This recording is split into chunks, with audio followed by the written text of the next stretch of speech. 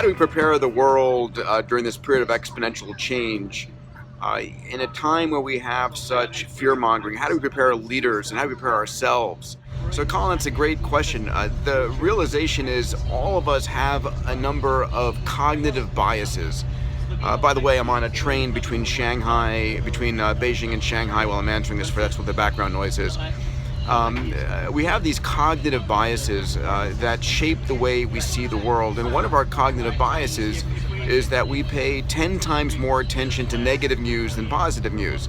And that was a evolutionarily adaptive advantage back when negative news, like a squiggle on the ground, there could be a snake and not a stick, would save your life.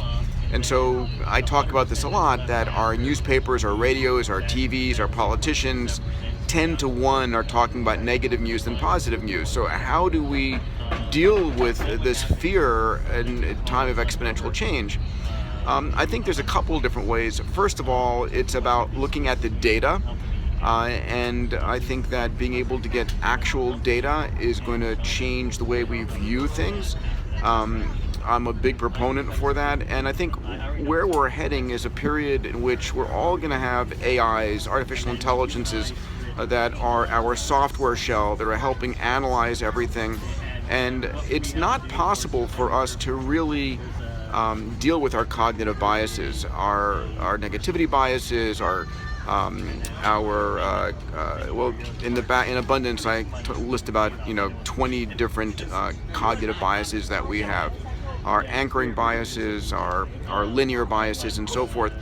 But if you've got an AI, a sort of an AI software shell that is helping you analyze the data, look at the information, is seeing everything you see, listening to everything you hear, you'll be able to actually ask your AI, is that bullshit or is that real? And have a way of having sort of an over-the-shoulder, non-biased judge of what's really going on. There's a great video that was done by Fareed Zakaria at CNN showing the details of violence in America and global war and immigration between Mexico and the US. I'll put a link for that video after this so you can see it. And that video shows how biased our views of the data are and what the real data is.